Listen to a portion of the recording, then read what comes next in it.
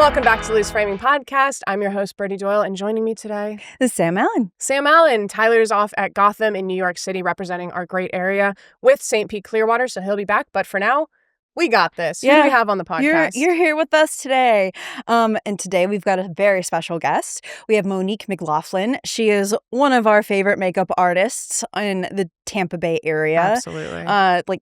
Anytime I go to a set visit, she's there. It's a delight to see her. So, oh yeah, and you can find her really quickly because of the purple hair. Yes, iconic purple hair. Well, I say we get right into it with the interview then. So stick around after our wonderful credit sequence by the great Will DeHaan. And a reminder, Blind Tiger is our new sponsor. So thank you to Blind Tiger for sponsoring our episode. Of course, we love Blind Tiger coffee. Yes, we do. Stick around and we'll be right back.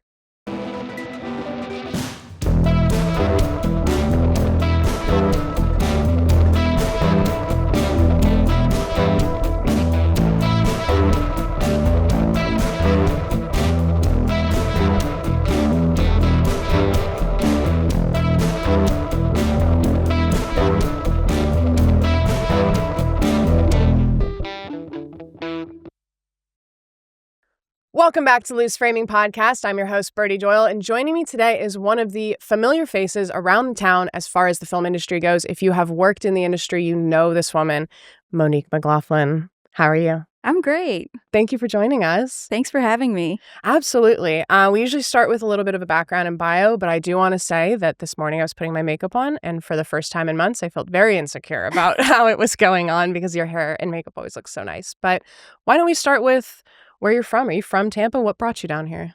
I'm actually from Tampa Bay area. I went to Seminole High School and then also USF. I was a theater kid, so kind of where I got my start, like most people do. Classic. Doing makeup and hair in theater. And then it kind of transitioned. I did, everybody's makeup for weddings, any special events. I also had a corporate career. So I didn't actually officially switch careers until I was 30. Okay. And decided to go to cosmetology school. I worked in sales and marketing for a lot of years, was very successful at it, but realized when I went to my 10-year reunion, my humanities teacher asked me, "Did you ever do anything with your artwork?" And I felt like such a sellout because I said, "No, I work in corporate now and not even the most remotely artistic job." And so then I started looking at all the hours I was spending at work, the lack of appreciation, and just decided, I'm not getting any younger. If I don't do it now, I'm never going to do it. Yeah. So I went to cosmetology school here in Tampa at Artistic and probably was the oldest person in cosmetology school since most people go in their, late teens and early 20s.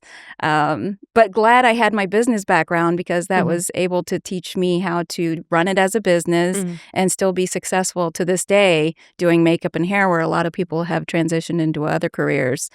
Did cosmetology school give you like an art base that you can transition to makeup, or does it kind of go straight into like the actual makeup? So I kind of always did it beforehand. So they kind of let me slide on a lot of things in school because I wasn't afraid to take the clients that came in that had messed up their own hair. And surprisingly, most people don't realize a lot of cosmetology school is chemistry because you have to learn all the chemicals, what interacts and what not to do. So color theory was easy because I already understood that from an art background. So that helps with, choosing color for clients, but also on the makeup front as well, being able to match foundations and things like that. What is it, color correct and all that stuff. So did you learn makeup and hair like simultaneously in cosmetology school? Well, my school didn't really teach makeup, and it's funny because they invited me back to teach makeup classes for them. Full circle. So it was very nice because I realized where it was lacking, and I knew how to, provide a curriculum that made sense for the students and, for what they would have to do. And it also transitioned a lot of people into makeup as well because in Florida, I feel like because our film industry is still not where we would like it to be, you kind of have to do both, Some sets don't have the budget to have two separate people. So the fact that I do both, I think helps me, to be able to get hired on a lot of these projects because I do makeup, hair, and then also SFX makeup too. Yeah. Oh, that's cool. Yeah, we see that a lot with people around town in the industry, that they're doing more than just the one thing that they might be doing on that one set, right? We Mhm. had Kyle Franzak on. And even Cameron Brumbelow, he was on a couple months ago, and he talks about, he'll produce for this one, he'll executive produce for this one. He kind of comes in as a fixer for other ones. So you're right. The area, that's kind of one of those things that you see with a lot of crew members, which is nice because then when you need them in a pinch, Yes. they're there. And it helps because we like to think of ourselves as Swiss Army knives where you can just kind of put us in wherever, and then it helps with the production as well. Funny thing about Cameron, I first met him where he was talent on a commercial. And He did not bring that up in the podcast. of course not. And the funny story about this is because we are both Asian, and he was playing a doctor. So I kind of made the joke because it's a long-standing joke with Asians that their parents always want you to be a lawyer or a doctor. And I said, oh, your parents are probably happy that, you get to play a doctor, And the whole time he never mentioned that he was an attorney. He's a lawyer, yeah. So it wasn't until I ended up working with him as a producer that I realized he was an attorney too. And I cut his wife and daughter's hair too. So I was telling her the funny story. I said, never once did he mention he could have added to this joke. And small world, his wife actually works for the company that I used to work for when I had my corporate career. It is a small town, isn't it? It feels is. like it. It's like the smallest big city is like how I say it. That's so funny. Yeah, when he was talking about, his kids getting into it and how he got into it, it's kind of similar how I wouldn't even call this like late in life because you were 30. That's so young. But starting out in a different career and then kind of transitioning. And seemingly the through line between you and Cameron is that it was like a passion is what you moved into. It wasn't, oh, I need the money or this, anything like that. How long about does it take you? Because I know we've talked to you before on sets off camera, but talking about how working on different hair types is a challenge because you have to learn the different hair types. How long do you think, and maybe you're still learning, but how long did it take you to kind of master getting like all these different hair types down? I was lucky that I had a lot of experiences in school because I wasn't afraid to do anything and I was up for the challenge. So when we had textured hair, and I was actually telling this story, it was really funny. I had a salon and day spa in Gulfport for a while, and it borders on the south side of St. Pete, and people used to call and make appointments. And I had this lady call one time and she asked, do you do natural hair? And in cosmetology terms, that's black hair that hasn't been chemically treated. And I said, yes. And she came into the salon, and I guess she wasn't expecting me to be the way that I am because my name is Monique and the salon was called the Black Pearl. So it was kind of funny when she came in and she's looking at me like, I don't know if you can do my hair, But it's great because like by the time I get done, most people are really excited and they love the product. So I think it helps because it opens up people to trust in the fact that, people know how to do hair. And I know I've heard horror stories on set, with textured hair, people not knowing how to style and stuff. So that's the one thing I always tell people is not to overestimate their skills and abilities and to be honest if you can't do it because it doesn't end up well, and I'm all about training people, so I have no problem showing them how to do it, but you got to let me know that you don't know how to do it. What was the first movie that you were, or not even the movie, but what was the first set that you did hair and makeup on, or hair or makeup on? So the first film I actually worked on was a 48-hour film festival challenge. And they contacted me. They were in Jacksonville. And I responded. I said, I don't live in Jacksonville. I don't know if you knew that, but I'm more than willing to do it if you have a place for me to stay. So I went up there, and what a great trial by fire, Oh my God, throw you right in the deep end before to get it done. So I'm glad I jumped in to see kind of like the craziest scenario for filmmaking. And then it just came from there. I had a little break after that because I was still managing salons. And then finally, I got asked to do more films. I worked on an Indian period piece. And that was fun because I do love period what was pieces. that like? Did you have to do a lot of research about like what the makeup and the hair looked like at the time in this one specific place? I did. And seems like it. That's also when I learned finessing the situation with the producers too, because even though it was a period piece, the producer had a totally different idea in her head on what she wanted makeup-wise, which wasn't period accurate. So that was a little bit of a struggle being able to balance what she expected and what was accurate for the time period. But I'm glad, they warned me in advance, working with that producer and understanding, different things that she was requesting. Sure. So having those conversations with her came a lot more easier for me just because I already knew going in what her expectations were. That's good. So is that something you kind of have to do with every project, or was that specific to this period piece, kind of a bigger project? Most directors have very specific ideas of what they would like, especially because they've worked with the characters in their head, especially if they've written it, because I've worked on several projects where the writer is also the director. So I get very specific notes as far as what they're thinking for each character. Some people are more hands-off. They trust my judgment with that, but some people want their very specific look, makeup and hair-wise. And I appreciate both. Like, I was going to ask if you had a preference. Yeah. I can fly with either one. A lot of times, especially because makeup and hair specifically, I may read the character differently when I read the script versus what they're thinking. So I'm glad to actually have any notes from the director on what they would like. So I want to ask you kind of like beginning to end what the process looks like as a makeup artist when you get the script, or maybe you start with a treatment or whatever. But I want to ask first and like kind of jump ahead, a spoiler, but do you work with the costume department? I do. To try to like make them work together? I work with costumes a lot, very closely, and also the production designer. So usually when it goes into pre-production, the production designer works with the costume designer first. They go through the colors and the tones for the movie, and they have a mood board on what they're looking for. And then once they get all that worked out, then I come in and I talk with both departments and kind of get an idea of what they're looking at, what they're feeling, in addition to any director's notes. When I read the script, I break it down. I'm looking at how many script days there are. I'm looking at how many changes I'm potentially looking at because, you don't always want to have the same hair and makeup for every scene. I mean, granted, there's not a lot of changes. Sure. But also, that being said, I also want to make sure that we work well together as far as what we're thinking and how they're envisioning things as well. And most people don't realize that it all ties together. Yeah. And they can be long shoots. Yes. It might work out day one, but by day 9, you're, have different opinions and stuff like that. So that makes sense. Yeah. And in Florida, too, most people, when they come to shoot down here, if they're not used to it, the humidity for hair, the sweat. Yeah, the hair. It's a completely different animal here. So a lot of times if talent hasn't been here in Florida and we're doing certain things makeup and hair-wise, and they're like, well, I don't usually do this. And I'm like, I understand You're gonna you have usually to don't. today. You kind of have to do in Florida. So in order to make sure that the hairstyles maintain.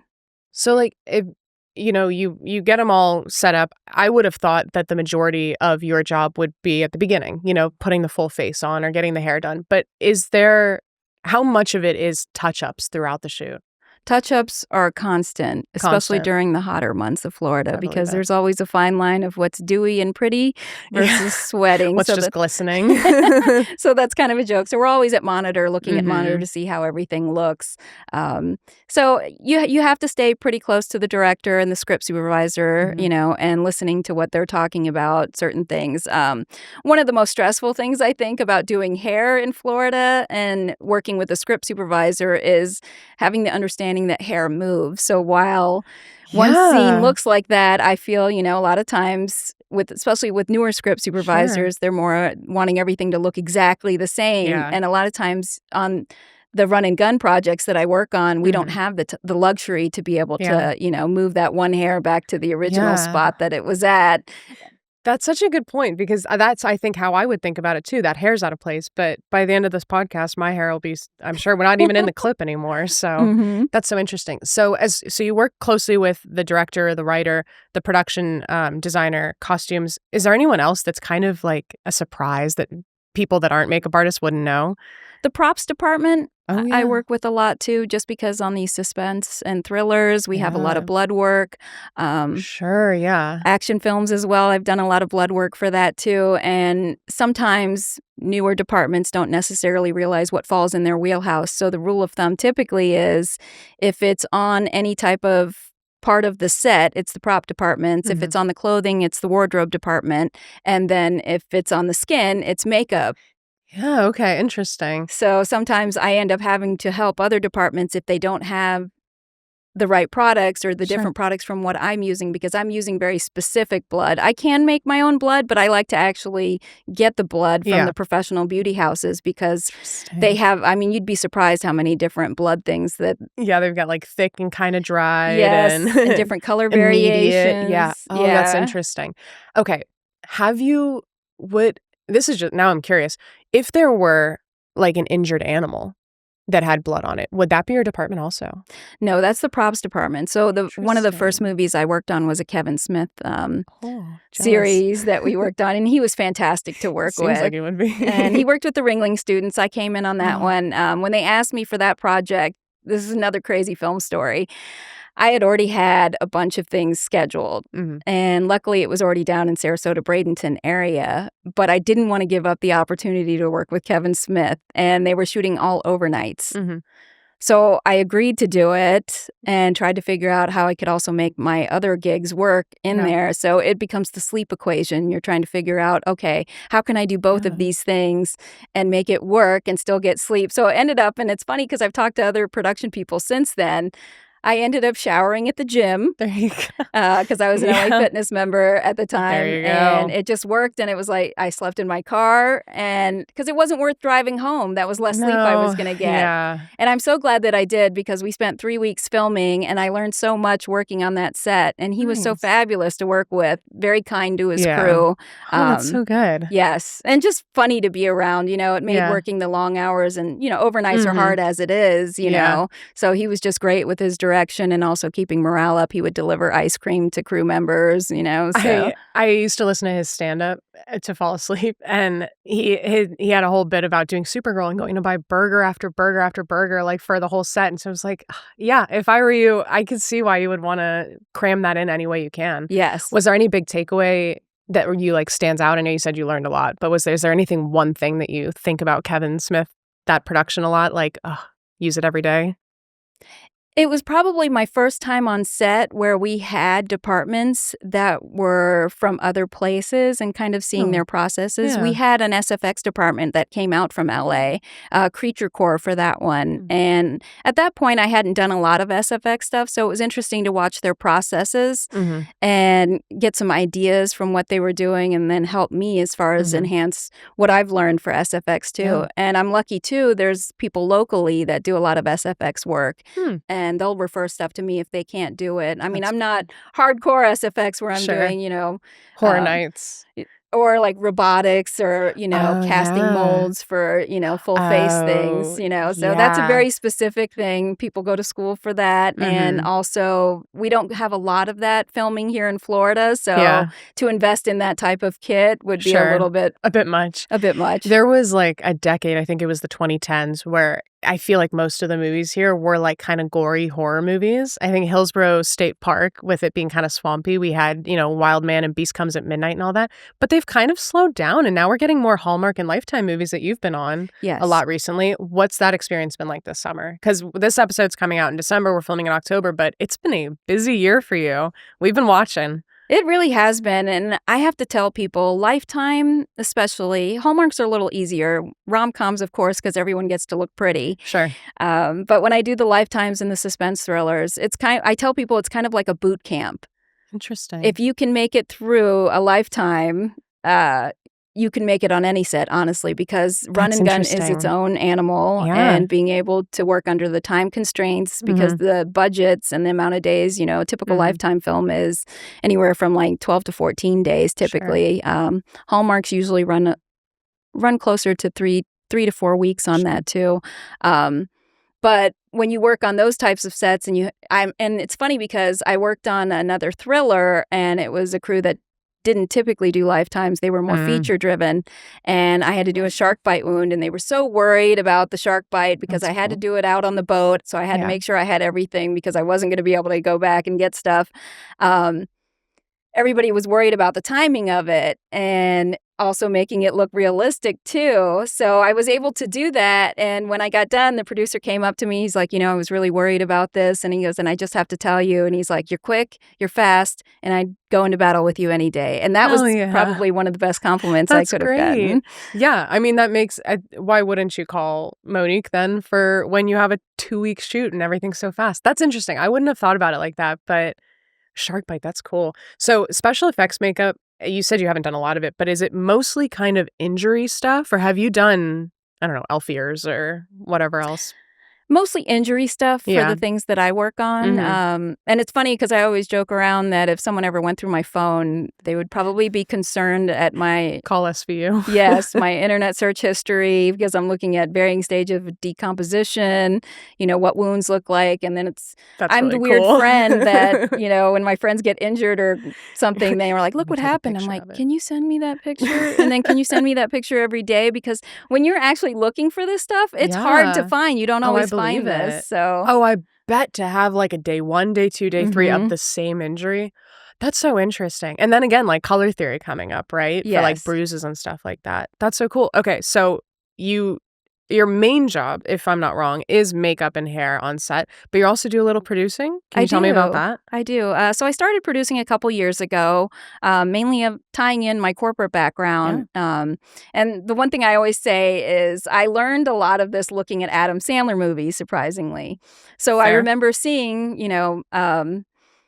Happy Gilmore for the first time and seeing that the product placement in there as far as with Subway and Hooters, and all the things in there. And it continued on in his films. And I realized, okay, that's a thing, There's a person that secures all that kind of stuff. I can do that because I've been in this area for a long time. I know a lot of people. Locations is also a thing, helping out secure locations.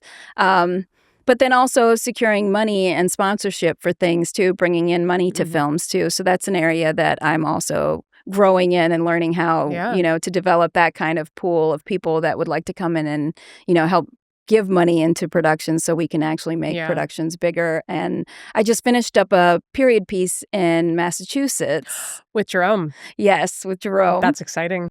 For those who don't know, Jerome Bowers is one of our industry members here in town. He is a prop master.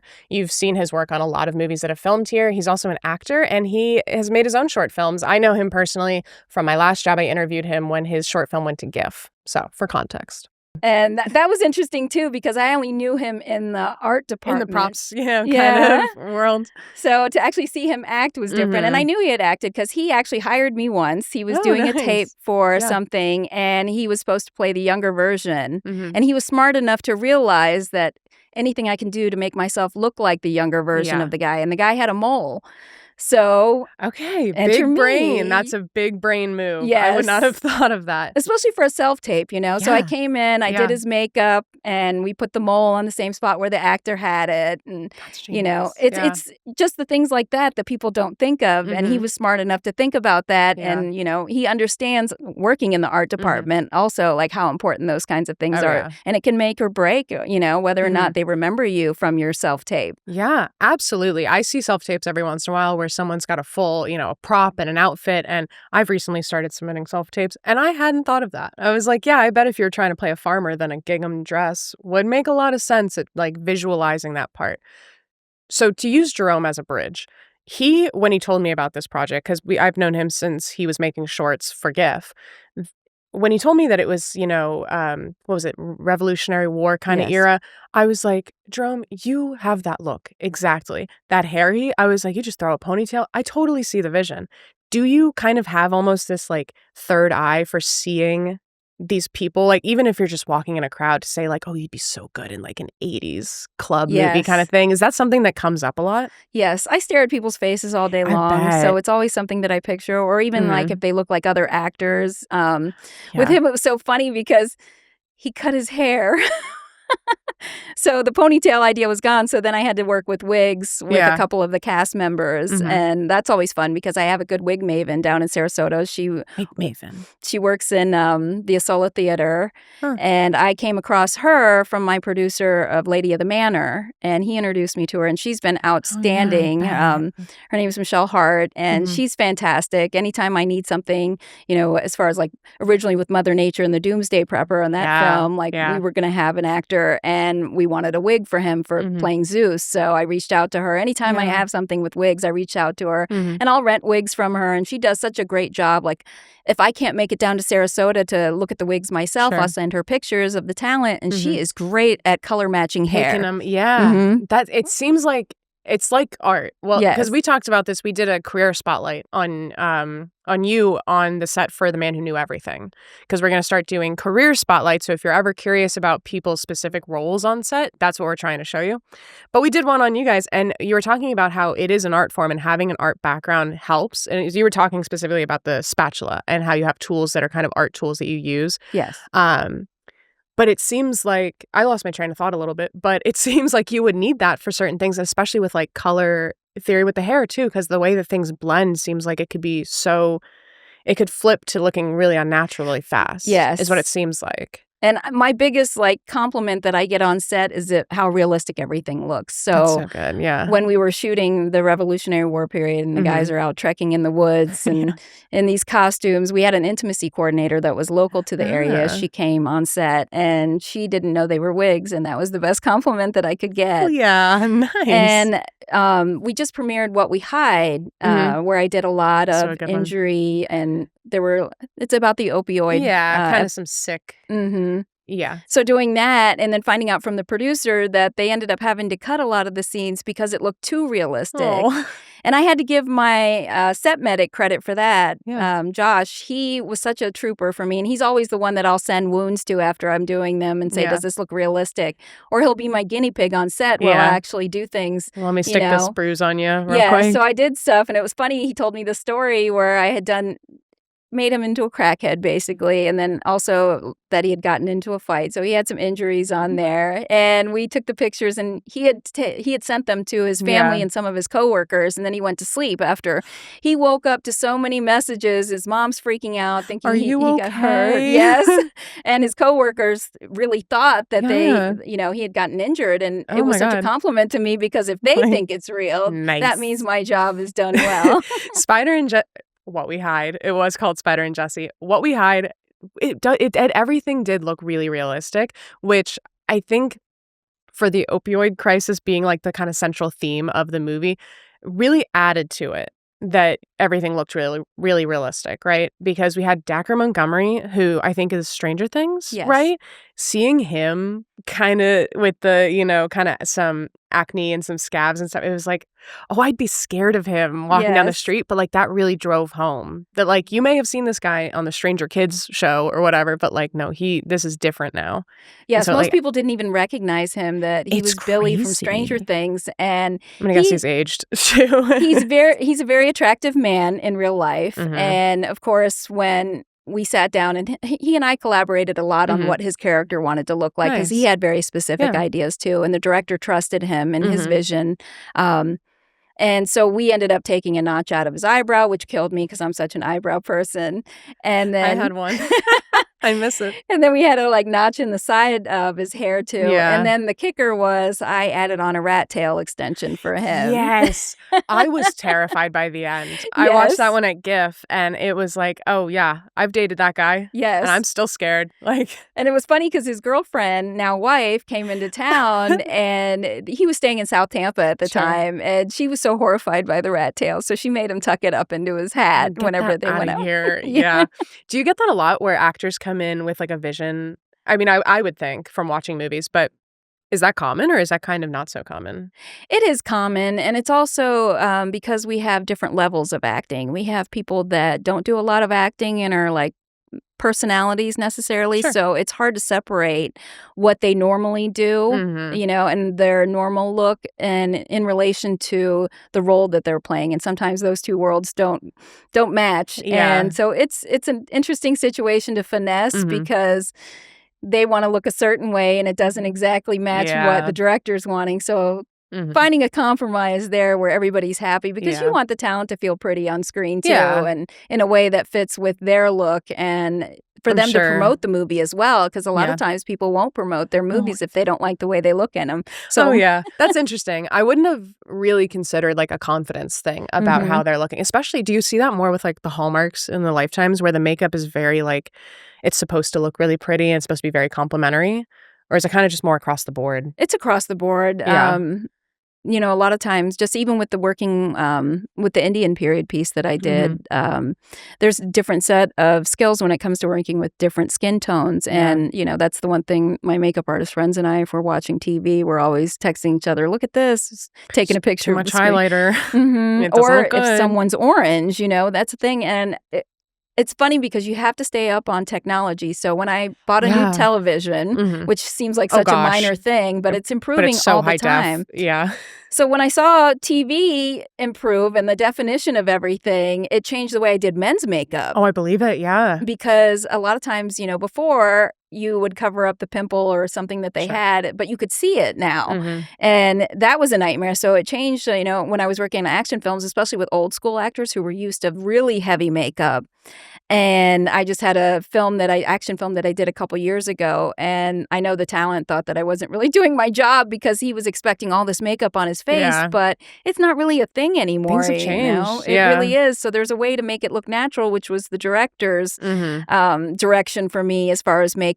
And then, what the talent expected. Yeah. But once they see it on camera, and that's one of the things too, I was complimented from my producer on What We Hide. Joe told me that was his first movie that he worked on where no one had a single thing to say about makeup, which made me happy. That's good. Because that's what you don't want that, right? Even if it's like, well, I like it, but it's not exact. And it's like, you'd rather them be silent. Yes. It's kind of the key. And it was funny because Lady of the Manor, it wasn't from any of the talent that complained about their makeup. But I guess in screenings he had with, friends and family, some people didn't necessarily like the way Ryan Phillippe looked in it. But he was supposed to look like that. He was supposed to be kind of a douchebag. Like a pretty boy kind of. Yeah. And have a ridiculous tan. And there was a whole He was very thing. tan in that, wasn't he?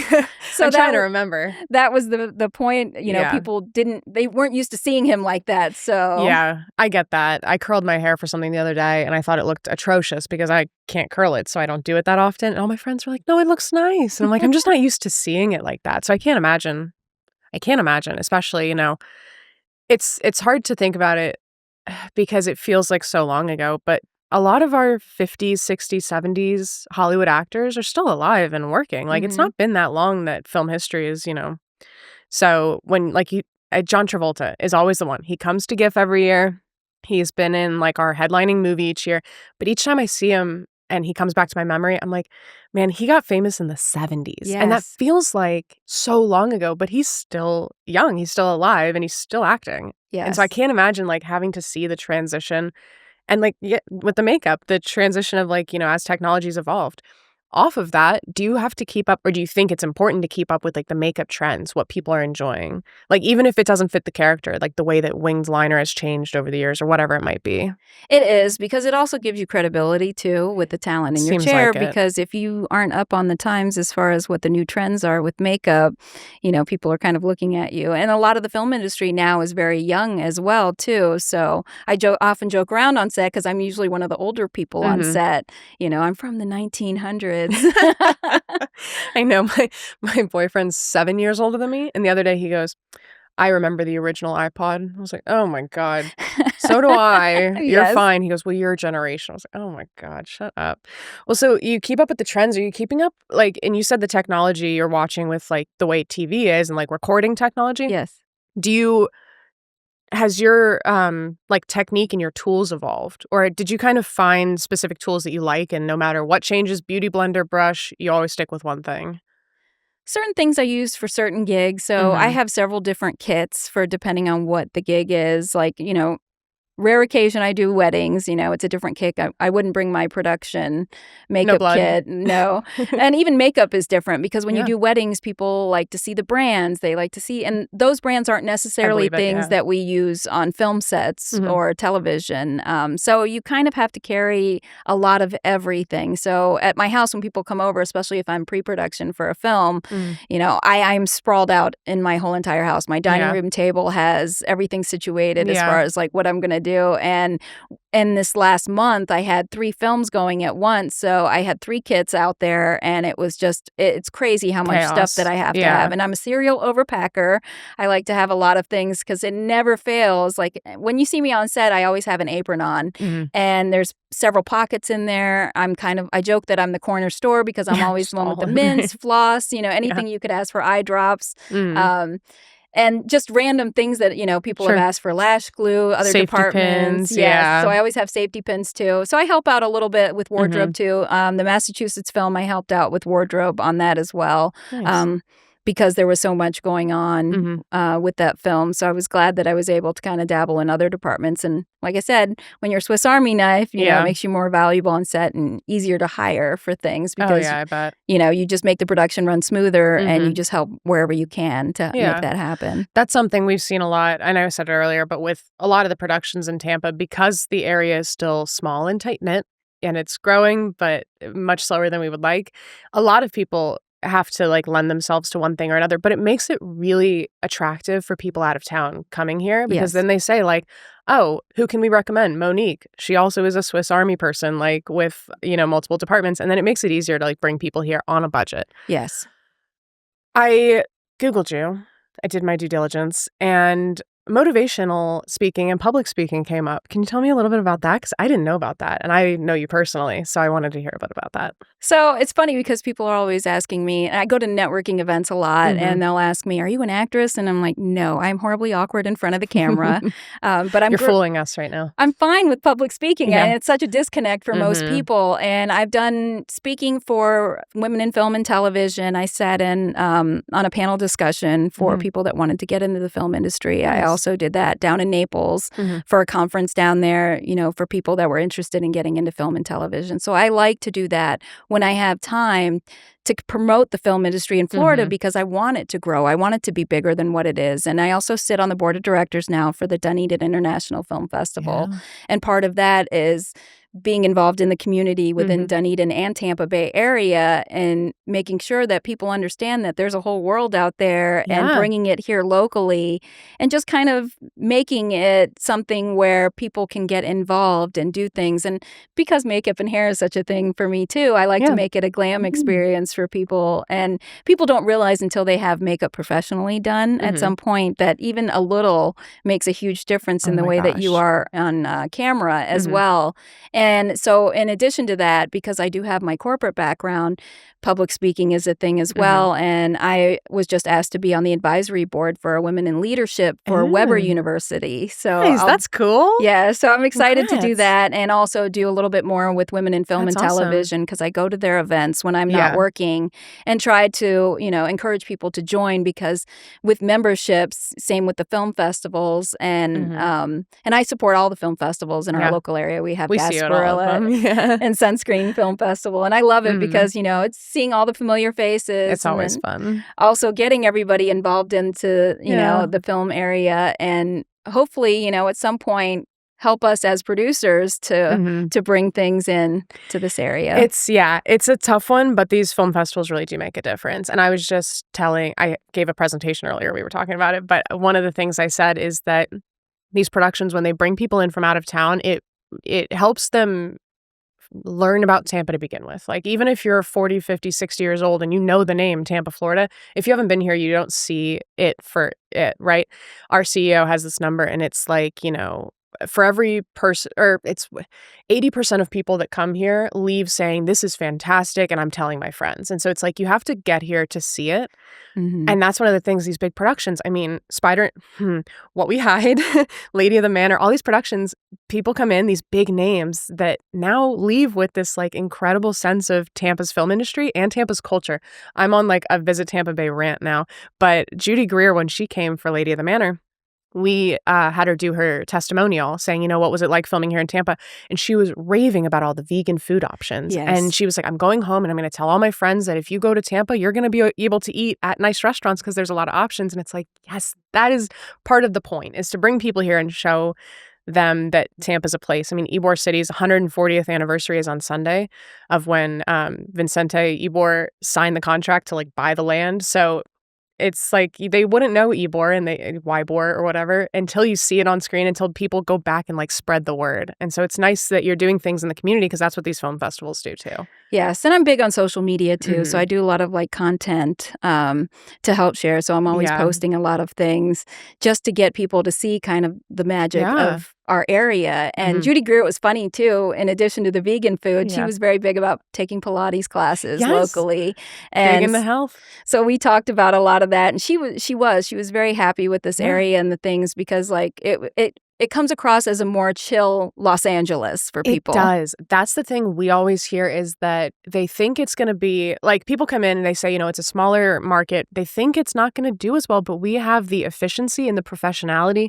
of a bigger market, but with kind of a beach town vibe of like, it's okay, we'll get it done. I mean, my boss sends me things all the time that are like, it's okay, we can breathe, like calm down. It's like, you're right. We can breathe, but they get it done anyway, which is the key difference. Yes. If you go somewhere else that has a small industry, they're going to be a little less experienced, right? Because it's a small market. The thing here is it's a small market, but they're knocking it out. Yes. You included. Well, I say we do some rapid fire questions. Okay. I do some rapid fire questions. Let's do it. All righty. Favorite movie theater snack? Raisinets. Raisinets. All right. Coke or cherry icy? Cherry icy. Cherry icy. Do you like an icy? I do like an icy. Okay, good. Hair or makeup? Oh, people always ask me tough, that isn't one. You know, it's funny. My answer to that always is it depends on which one the main focus of it is. You know, That's so fair. if it's a period piece and the hair is more of a thing, I'd rather do hair. You kind of want the challenge. Yes. Okay. Favorite department to double in? I would have to say costumes. Costumes. Cool. Bruises or pretty makeup? Oh, bruises because of the challenge, you know. It's easy to make pretty. It's harder to make bruises look real. With Lifetime, do you ever get the case where it's a black eye and also a full glam smoky eye? Yes. Is that fun? It is kind fun. of best of It is both fun. worlds? And, you know, the talent is always excited when they get a wound or a bruise, you know, because they're posting that all over their socials as well, too. On set or on location? Oh, depends on the time of year in Florida. That's a fantastic point. Let me start again. March. On set or location? Location. I love location in March. Spring in Florida is fantastic. July, August, and September, not necessarily. It's a bit much. Getting worse every year, which is crazy. Period pieces or modern day? Period pieces. Ooh. Hair or makeup on a period piece? Probably hair. Hair. Go-to place to get on-set makeup? I order from a lot of the beauty houses, so they're usually in LA or New York.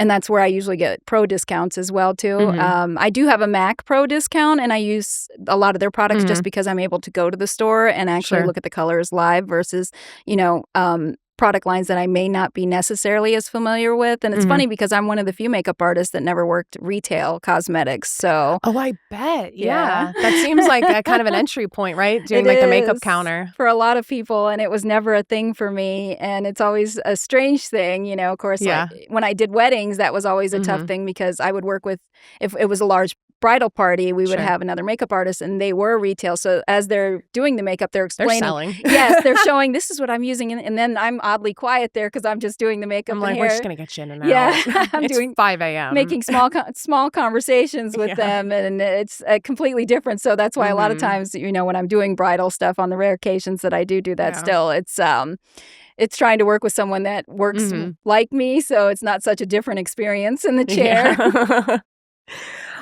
Feature film or limited series to watch? Oh, that depends because, you know, we're in the culture of immediate gratification. So TV's never been better. Yes. And binge watching is the thing. But, you know, I don't have a lot of time to binge watch. So I'll often start a series and not finish it. And that's a problem. So a lot of times movies are a lot easier for me to watch because then it's one and done. And Sure. Movie or TV to work on? Oh, I like both. I don't know. Yeah. That's the joy. That's the answer. The joy of my job is I get the variety of everything. So I like that every day is different and I get to do different things. If you could work on any movie or show that's already been made, which one would it be? Mad Men. Mad Men. Oh, I bet. One of the best shows I out there, bet. and I was late to the game watching it, and when I started too. watching it, I'm just enamored with all of the hair and makeup, and the Yeah. acting's phenomenal, and I binge watched that. Yeah. I couldn't stop That was watching pretty that one good. because it was so fantastic, and just to see where the characters evolved and the Sure. way they developed and how they ended at the end of the series, and it was just so sad because you didn't want it to end.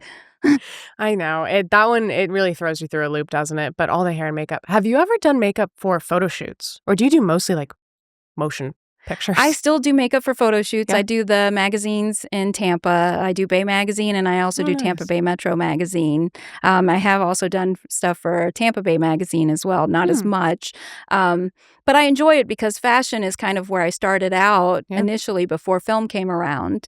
And a lot of my fashion photographers ended up working in film, and that's how my transition started into film, was because of my fashion photographers. But I enjoy it because editorial work is so different, and you get to do so many different things with colors that you don't necessarily get to do with on film. Well, I say we kind of wrap it up, but what would your advice for people trying to get into starting off in hair and makeup be? I always tell people, when they used to ask me, what school should I go to, because there's so many schools and they're so expensive, they've gone up so much in price. I would say find, honestly, the most inexpensive one. Trade schools are the best place to go because they're not as pricey. And assist under a really good person. Find that mentor that's willing to show you everything. And that's kind of what I do with my people. I try to teach them all the things that I wish somebody would have taught me. Yeah. Because I spent years, learning things and then just being able to pass that on to somebody else and, having to skip all of that. The one area that I like in women in film and television and I want people to do is learn the business side of it. And things that they don't help you with, how you should file your taxes, and these are all things that I think would help people in the industry because I had to learn by trial and error, and the hard way. Which can be scary with taxes. Yes, most definitely. So these are all things that I'm hoping to help people, through the different organizations that I'm a part of. That's awesome. Well, what can we expect from you moving forward? Do you have anything on the horizon that you're looking forward to?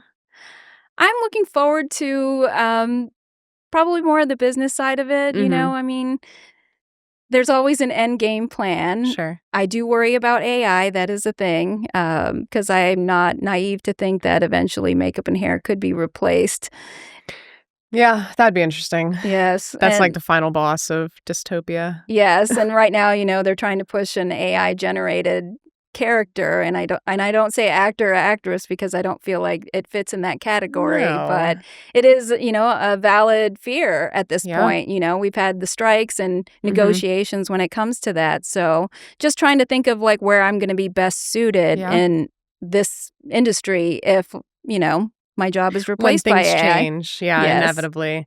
Yeah. Interesting. All right, cool. Well, thank you so much. If you want to tell our audience where they can find you, your IMDb page, where they can look up your credits or your social media, by all means. Okay.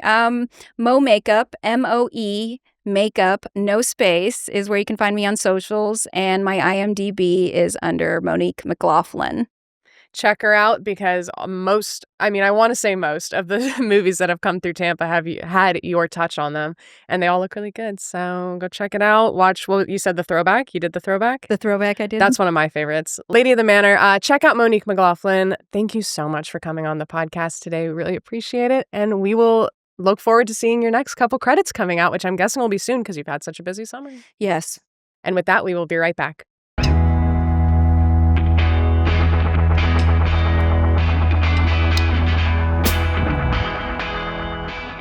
And we're back. Sam, what'd you think of that interview?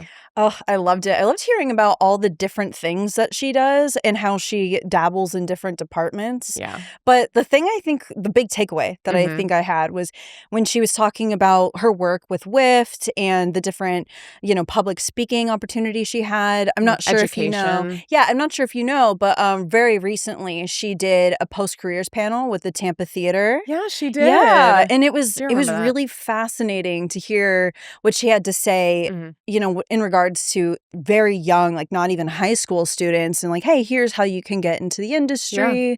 Well, that's one of the things that I was hoping this podcast would do when it started, and like as I've been watching it and now joining the team. is like help show the different parts of the industry that you wouldn't know. And like the thing I always say is it's really kind of easy to promote film stuff because everybody watches movies and everybody enjoys that like entertainment side. I'm sure it's harder when it's things like VTB with the destination marketing and everything, but to show like Monique on the podcast and ask her like what her day-to-day looks like and how she got started and kind of what her job is as a makeup artist is like kind of the point, right? Yeah. To spotlight these different careers. And like, yeah, you can do it. I thought it was cool that she mentioned, you know, pick the cheapest school because it's going to be about experience, which agree. Like even with my job. I am a huge advocate for like what she was talking about trade schools. You know, my brother and I, we had a very different like way of school. I loved higher education, but my brother wasn't into that. And so when it came time, he's like 6 years younger than me. When it came time for him to go to school, it was very much like, no, let him go and do a trade. And I feel like that works very well with the film industry as well. Yeah. You know, I mean, obviously we love our universities. I went to UTampa, you went to UTampa. Go Spartans. But especially since there's so many different careers in the film industry, and some of them are excellent when you go in as a trade. Yeah. You know, like electricians, carpentry, seamstresses. So, exactly. I mean, that's not the word for it, but no, I get it. But that was something I was really glad she touched upon. Yeah, me too. Is, you know, like the different avenues you can go into. And especially because she was talking about, you know, she started in her corporate career and then she just kind of was like, I'm going to end up going into this thing. Yeah. And yeah. Well, it's across the board. This is like one of those industries where you don't need the edge, but well, let me finish the sentence. You don't need the education to learn the job, right? But the frustrating thing as someone who went to college or like was trying to get into the industry is that it's changed so much because it's been such a short history. It's only been like 100 years and there weren't film schools for a long time. And so the deal was it didn't matter if you went to film school, you learn on the job. And then it was tough because when I started college was 2016. So then it's like, well, but now do we have to go to film school or is it still the case? And so it's confusing. So it was nice that she was able to say that as someone who's working in the industry. Yeah. Because it can be really tough to figure out like, well, there's all these film colleges now. And Tyler with Greg Perkins, a couple episodes was talking about how the kids today coming into film school are coming in so prepared because of technologies like evolution and stuff. They're coming in with like some portfolio pieces already. And so it can be so confusing to figure out like, hey, before I make this huge decision to pay for tuition out of college, is it even necessary? It's kind of cool to know that it's still kind of not that necessary because then it makes it more accessible for everybody. Yeah. And I think it really depends on your priorities. Yeah. Like, for example, like I was really interested in higher education. I would go a million times over, but I definitely wouldn't recommend it for everybody. And I think that, you know, certain departments in the film industry, you certainly, you know, bootstrapping it and teaching yourself and doing trades, it's excellent. But I definitely understand the perspective of some people, you know, wanting to learn in that like cohort environment. Sure. Yeah. I think that's very helpful as well. Yeah. But yeah, it's great to know where it's like, okay, you could go and do that, but also go to a trade school. It's good to hear from her. Exactly. That it's, pick the cheapest one because it's not even going to really, like, find a mentor was what I was kind of thinking she was going to say as she was saying it. Yeah, find a mentor is absolutely perfect advice. Yeah. What else did you take away? I want to say the special effects makeup and the idea that she has to like run and gun in the heat, like in the Florida heat. She was talking about the shark attack injury. I thought that was really interesting. And then I know, because we're both true crime nerds, that her like gross fascination with her friends' injuries and like send me pictures. I wouldn't have thought of that. That like, yeah, you could Google an image of an injury, but you're not going to get to see the day 1 through 15 of it healing. I didn't think about that until she said it. It's funny because one of the shows that I really enjoyed watching a while back is called Face Off. It's on Netflix. Yes. And so what I really liked about that is because they also did the different career aspects where they did, you know, photos, they did like different makeup for different careers. And then they also did that where they did the bruises and things. Yes. So I had kind of thought about that, but it is kind of fascinating to hear how she's just like, okay, well, I want to see a bruise every day if it's healing. Yes. That is not what I would have thought of. That's the part that when you Google image search like a cut, you're going to get like a day 1 cut. and not like a day 6. It's just interesting. I wouldn't have thought of that. Yeah, and it takes some guts to look at those images. It does. Yeah, it can be pretty bad. I couldn't do it. You know, even though you and I love true crime, it's like, oh, the storytelling aspect of it. Not, yeah. Don't watch them. You know, she's got some guts for sure. And that artistic eye, I'm sure serves her really well. Oh, yeah. The color correcting, I mean, and I said it in the interview, but I was very nervous putting my makeup on today. I usually am not. I usually don't care. But then to come here today, I was like, oh my God, I'm going to mess it up somehow. But the color theory of it, the hair, like matching skin tone, matching hair with wigs, the installation of wigs, like that's all very technical, but with an art spin, which feels like a very specific combo for a person who would enjoy like a little bit of creativity, a little bit of like a challenge, like a puzzle. And she seems like exactly that person. Yeah, especially when she was mentioning about how much chemistry goes into it. I always forget about that. Yeah. Until like someone's like, you know, you got to use this much developer of this and this much of this to get the perfect bleach blonde. And then you remember like, oh yeah, I mean, it is chemically dyeing hair. Yeah. But I also like, because I hadn't thought about it when it came to the actual makeup in the color theory. Because when she was mentioning hair, like that makes perfect sense. Sure. But then I had never thought about that. Like, oh, actually, yeah. If you want to get someone's skin tone just right, you're going to have to, you know, mix it in just the perfect way. And you kind of forget that there's a little bit of blue in there. And so it's like she has the experience. The thing that I now wish I had asked her about on this note is the different skin types too. Yeah. That's another one where it's kind of, she's got to know like oily versus dry and this, that, and the other. And then working in Florida, she was working in Portland the other day, if you follow her Instagram.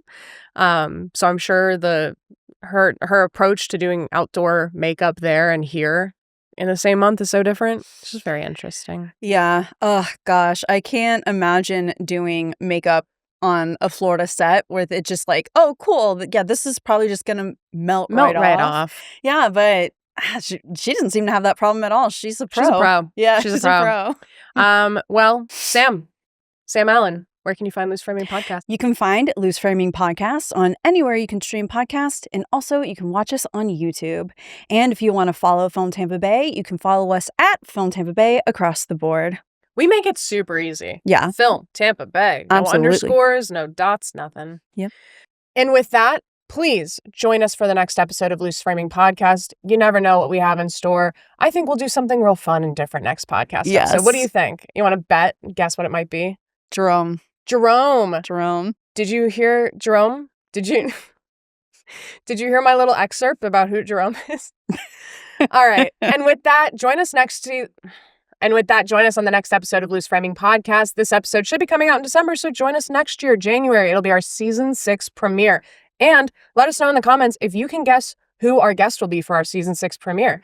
If you guess correctly, we don't even know yet. If you guess correctly, we'll send you a t-shirt. Join us next time on Loose Framing Podcast.